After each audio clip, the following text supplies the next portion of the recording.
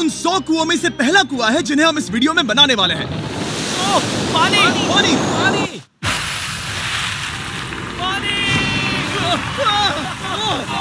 आपने अभी अभी केन्या के एक छोटे से गांव को पीने के पानी का अनलिमिटेड सप्लाई मिलते हुए देखा, वो भी सिर्फ 1 सेकंड में। अभी एक कुआं बना है और 99 बाकी है। आपको ये वीडियो बहुत पसंद आएगा। इन 100 कुओं को मिलाकर 5 लाख से ज्यादा लोगों को पीने का ताज़ा पानी मिलने वाला है। केन्या की इस साइट पर कुछ कुएं बनाने के बाद हम नाइरीरी स्कूल सिस्टम के साउथ में गए और कह सकते हैं कि उन्हें हमसे मिलकर बहुत खुशी हुई। क्या हाल है? मैंने ऐसा नहीं सोचा था। स्वागत के लिए शुक्रिया। समझ नहीं आता कैसे रिएक्ट करूं। बहुत बहुत शुक्रिया दोस्तों। हमारे आने पर इस गांव ने हमारा जोरों से स्वागत किया और नोलन इसमें थोड़ा खो गया। नोलन जैसा अजीब इंसान मैंने कभी नहीं देखा और ये मेरी गलती नहीं है। और फिर वहाँ का स्कूल देखने के बाद ये रहे हमारे मेहमान। क्या हाल है? दिन अच्छा बीत रहा है ना? सबसे मिलकर अच्छा लगा। एक टीचर ने मुझे दिखाया कि स्टूडेंट्स कहाँ से पानी पीते हैं, जो कि एक बहुत ही अनसेफ नदी से आ रहा था। तो आपके स्टूडेंट्स यहीं से पानी पीते हैं? हाँ ये बुरी बात है। हाँ, स्टूडेंट्स हमेशा डायरिया जैसी बीमारी, टाइफाइड जैसी बीमारी की कंप्लेंट्स करते हैं क्योंकि वो ऐसा पानी पीते हैं। तो हाँ। हम कोशिश करते हैं, पर देख रहे हो ना, अब क्या कहा जाए। पर क्या करें, जिंदगी तो जीनी ही है और पानी तो सबको चाहिए होता है। जाहिर है कि इनकी हालत सच में बहुत खराब है। असुरक्षित पानी पीने से इन बच्चों की जिंदगी बहुत कम होती जा रही है। पर कम से कम इस गांव की मदद करने की हम पूरी कोशिश करने वाले हैं। क्या पता ये मुझे फिट आएगा या नहीं। मेरा सिर बड़ा है। देखते हैं पानी मिलता है या नहीं। ओह,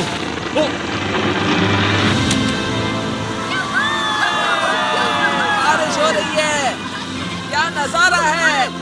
पानी जमीन से बाहर आने के बाद उसे ऐसे बैरल्स में इकट्ठा किया गया और बैरल्स को वाटर टावर्स पर लगाने के बाद आसपास के गांव के लोगों के पास सिर्फ पीने के लिए साफ पानी ही नहीं था, पर एक प्रेशराइज्ड वाटर सोर्स भी था, जिसका मतलब है कि लॉन्ड्री के लिए सुरक्षित पानी भी मिलेगा। और खींचो। मुझे बताओ ये नोलन की मॉम से कितना हैवी है? नोलन की मॉम से दुगना। ओह गॉड। मैं तुम्हें यहाँ से धकेल दूंगा। ठीक है, इसे अब यहाँ रख दो। हमने केन्या में और 20 कुएं बनाए और उसके बाद इसके जूते में भी कुआं डोंट है। वरी, मेरे दूसरे जूते में भी पानी है। मैं बताता हूँ कि हमने ये 29 कुएं कैसे बनाए। इस विशाल सी ड्रिल से जमीन में सैकड़ों फीट गहरा गड्ढा किया, वो भी पॉल्यूटेड सोर्सेज से होकर सीधे विशाल से पीने लायक पानी तक। उसके बाद हमने पाइप्स इंस्टॉल किए ताकि लोग पूरे अफ्रीका में इन हैंड पंप से पानी ले सके, और नाइरीरी में भी। इसे टेस्ट करके देखते हैं। पानी जैसा है। मुझे इस 5 गैलन ड्रम को भरने के लिए 5 मिनट लगे। इससे एक दिन में कितना पानी मिल सकता है? 3600 गैलन एक दिन में। ये ना केवल स्कूल के 400 बच्चों को कवर करेगा, बल्कि स्कूल के आसपास के गांव वाले भी इसका अच्छे से इस्तेमाल कर सकते हैं। पानी के लिए शुक्रिया आपका। कोई बात नहीं। ये पंप नॉन स्टॉप 30 सालों तक चल सकता है। आपको लग रहा होगा कि इस तरह का बड़ा काम करने के लिए एक बड़े गवर्नमेंट की जरूरत पड़ेगी, पर ये सच नहीं है। ये प्रॉब्लम सुलझाना बिल्कुल मुमकिन है और ऐसी चीजें करने के लिए इंसानियत को आगे आना ही चाहिए। आपकी कामयाबी का राज क्या है? सच कहूँ तो ऐसा कुछ खोजो जो तुम्हें करना पसंद है, उसे लंबे समय तक करो और तुम्हें कामयाबी जरूर मिलेगी। मैं इसे बहुत करीब लाने वाला हूँ। देख रहे हो? मजेदार है ना? जरा ऊपर देखो, वो रिकॉर्ड कर रहा है। ठीक है, मैं इसे करीब लाने वाला हूँ। ठीक है। हाँ, तुम खुद को देख सकते हो। हम इस गांव के लिए भी कुआं बना पाए, इस गांव के लिए भी और इन दूसरे 12 गांवों के लिए भी। और जब हम ये पंप्स लगा रहे थे, तब हमने यहाँ के एक स्कूल को नए कंप्यूटर से अपग्रेड भी कर दिया। बच्चों को ये कैसा लगा? शुक्रिया, सच में उन्हें ये बहुत पसंद आया। खुशी है कि सब ठीक से हो गया। हमने क्लासरूम्स में नया फर्नीचर भी लगाया, उसके साथ कुछ शेल्व्स नई बुक्स के साथ, और सभी स्टूडेंट्स को एक फुटबॉल भी दिया। Thank you mister beast, thank you. यहाँ तक कि सभी क्लासरूम्स में नए व्हाइट बोर्ड्स और प्रोजेक्टर्स भी लगाए। आप सबको ये प्रोजेक्टर पसंद आया? हम चौक का इस्तेमाल कर रहे थे जिससे बहुत डस्ट होता था, लेकिन आज सब कुछ साफ है। हमें इस बात की खुशी है। कोई बात नहीं, इतना तो कर ही सकते हैं। पर जब हम 45वें कुएं की साइट पर गए, तब एहसास हुआ कि वहाँ का हाल और भी बुरा है। जब भी उन्हें पानी की जरूरत पड़ती थी, तब उन्हें जंगल से 1 मील खतरनाक रास्ता तय करके जाना पड़ता था, जो एक विशाल सी पहाड़ी से जाता है। मैं जल्दी उठता हूँ, लगभग सुबह 4 बजे, ताकि मैं स्कूल के लिए पानी ला सकूँ। यहाँ से पानी निकालना सेफ नहीं है। ये जगह बहुत स्लिपरी है, जिससे किसी को चोट लग सकती है। हमने उनके कुएं पर काम करना शुरू किया, तब उन्होंने मुझे दिखाया कि वो पानी कहाँ से निकालते थे। आपको दिन में ऐसे कितने चक्कर लगाने पड़ते हैं? 2 बार। दिन में 2 बार? ओह वाह, तो एक आम स्टूडेंट ऐसा ही कुछ ले जाता है? ओह गॉड, अगर 200 स्टूडेंट्स ऐसा रोज करते हैं तो ये कितना मुश्किल होगा? बहुत मुश्किल हो सकता है। ओह गॉड, ये ढलान तो बहुत बड़ी है। अरे यार, ये ढलान तो रुकने का नाम ही नहीं ले रही। हर रोज मैं सच में दंग रह गया कि ये चढ़ाई कितनी मुश्किल थी। ये सब इतना कुछ करते हैं ताकि वो यहाँ तक पहुँच सके जहाँ इन्हें साफ पीने का पानी मिल सके। आमतौर पर आप पानी यहीं से लेते हो? हाँ। और पानी भरने के बाद ये जग्स लगभग 18 किलो तक हो जाते हैं, जो इन बच्चों के लिए पहाड़ियों से ले जाने के लिए बहुत मुश्किल है। लेडीज आराम से ये 2 उठा सकती ओह, हैं। तो मैं अभी जरूर ले जा पाऊंगा। और एक बार हमने जग्स भर लिए, उसके बाद वक्त था वापस ऊपर जाने का। जल्दी करो, चलते हैं। इससे तो पसीना भी नहीं आ रहा है। मैं ले लूंगा। और अब घंटों तक असुरक्षित पानी को इकट्ठा करने के बजाय उनका नया पंप स्कूल के बस 10 फीट दूर था, तो अब ये यहाँ से पानी ले सकते हैं।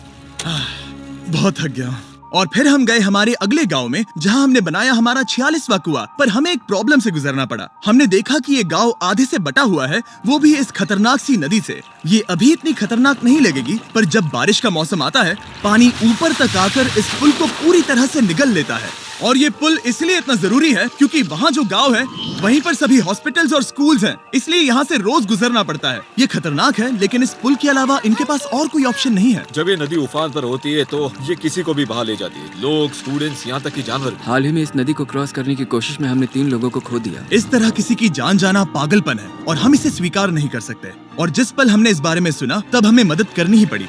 तो पंप तक जाने वाले पुल को जब हमने ठीक करना शुरू किया, तब हमने केन्या से 2000 मील दूर जिम्बाब्वे देश का भी सफर तय किया। अफ्रीका में आए 1 हफ्ते से ज्यादा हो गया है और अब भी कई पंप्स लगाने बाकी हैं। तुम में से बदबू आ रही पर है। मैंने सुबह ही शावर लिया था। बात होते ही मैं हाथ नीचे ले लूंगा। इस काम के लिए मैं तुम दोनों पर भरोसा कर सकता हूँ? हाँ। हमें सबसे पहले एक लोकल हॉस्पिटल की जांच करनी थी, जहाँ साफ पानी की सख्त जरूरत थी। अंदर जाने पर हमें पता चला कि इस क्लिनिक की इस गांव को कितनी जरूरत थी। 1 साल में यहाँ पर कितने बच्चे जन्म लेते हैं? 1 महीने में करीब 50। इसका मतलब 1 साल में पूरे 600। वाह! पर दुख की बात यह है कि इन प्रेग्नेंट महिलाओं को सिर्फ पानी लाने के लिए 1 मील तक जाना पड़ता है और इन भारी बकेट्स को लेकर वापस आना पड़ता है। पर अच्छी खबर ये है कि हमने इनकी पैसों से मदद की यहाँ पर एक मॉडर्न पंप लगाने के लिए। और अब बस देरी थी इसे शुरू करने की। ठीक है नोलन, क्या तुम तैयार हो? मैं तैयार हूँ। ओवर। मुझे एक ड्रामेटिक जूम इन दो। नोलन, मैंने बटन दबा दिया है, ये काम कर रहा है? पानी आ रहा है। आप जाकर चेक करना चाहेंगे? हाँ। वहाँ पर? हाँ, चलो चलिए, चलते हैं। लोगों को पानी मिलता देख मुझे आखिर बहुत अच्छा खुशी हो पानी रही मिल ही है। गया। ये सच में कमाल की बात है। हमारा नोलन एक प्रोफेशनल डांसर है। हाँ। यकीन नहीं हो रहा, मैं डांस कर रहा हूँ। वो कर क्या रहा है? ओह गॉड, सॉरी, मैं नहीं चाहता कि आप इसे और देखें। साफ पानी मिले ये पक्का करने के अलावा इस गांव में बहुत से स्टूडेंट्स को ट्रांसपोर्टेशन की भी दिक्कत थी, तो हमने इन सबको नई साइकिल्स देने का फैसला किया। बच्चे बहुत ज्यादा हैं, पर हमने साइकिल्स भी उतनी ही खरीदी हैं। सच बताऊं तो मुझे साइकिल चलाना नहीं आता। जिमी को सिर्फ साइकिल देना आता है। कभी इसे चलाना नहीं सीखा। तो चलो हम एक रेस लगाते हैं। 3, 2, 1, गो! ओह माय गॉड, सभी मुझसे आगे जा रहे हैं। संभल के, मुझे चलाना नहीं आता, किसी को उड़ाना नहीं चाहता। तुम इसे चलाओगे? ठीक है, जाओ चलाओ। ओके।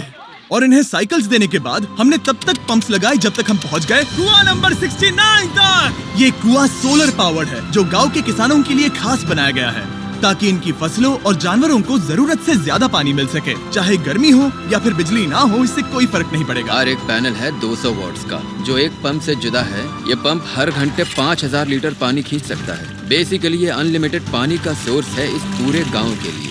ये बहुत बढ़िया है। और जिम्बाब्वे छोड़ने के बाद हम चाहते थे कि अफ्रीका की सभी कम्युनिटीज को पानी मिलता रहे, इसलिए हमने और कुछ पंप्स बनाए युगांडा में, सोमालिया में और कैमरून में। कैमरून में हमने क्या क्या किया ये देखने के लिए फिलैंथ्रोपी चैनल पर हम जल्द ही एक वीडियो अपलोड करने वाले हैं। इन गाँव में वक्त बिताने पर मुझे एहसास हुआ कि पंप्स लगाना कितना जरूरी होता है। कैसे ये खेती को पानी देते हैं, भूखे का पेट भरते हैं, कैसे ये हॉस्पिटल्स को साफ सुथरा रखते हैं और सबसे जरूरी कैसे ये आने वाले पीढ़ी के बच्चों के लिए लंबी और हेल्दी जिंदगी जीने में मदद करते हैं और इससे कम्युनिटीज का भविष्य भी सेफ हम होता है। बहुत समय से इंतजार कर रहे हैं साफ पानी के लिए। Water is life. और कुछ लोकल लोगों की मदद से हमने आखिरकार ये पुल पूरा कर ही लिया, जिसे ये कम्युनिटी अगले 100 सालों तक इस्तेमाल कर सकती है। कई जिंदगियां बचेगी, परिवार एक साथ आएंगे, परेशानियां चली जाएंगी। इस वीडियो में हमने जो 100 पंप्स लगाए हैं वो कई जिंदगियां बदल देंगी, पर ये काफी नहीं है। इसीलिए मैं चाहता हूं कि आप जाने से पहले beachphilanthropy.org/wells पर जाएं और मुमकिन हो तो पैसे डोनेट करें। मैं सच कह